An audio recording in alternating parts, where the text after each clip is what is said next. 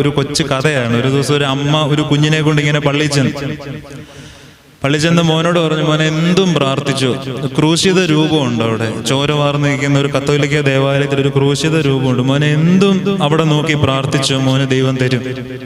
ഇത് പറഞ്ഞേച്ചു മോനെ കുർബാനയ്ക്ക് കയറ്റി അമ്മ ഇപ്പറ നിന്നു. കുർബാന കഴിഞ്ഞ് വന്ന് മോനോട് ചോദിച്ചു, മോനെ എല്ലാം പറഞ്ഞു എന്ന് ചോദിച്ചു. അന്നേരം പറഞ്ഞു, എന്തോ പറയാനാ, നമ്മളെക്കാട്ടിലും കഷ്ടമാണ് പുള്ളിയുടെ കാര്യം, ചാകാൻ കിടക്കുവാണ് കുരിശേലെ.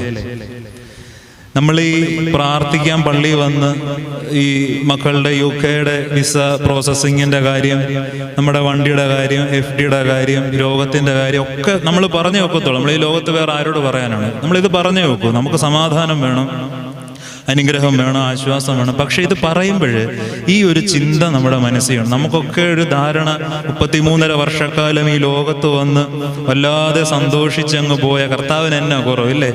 ഒന്ന്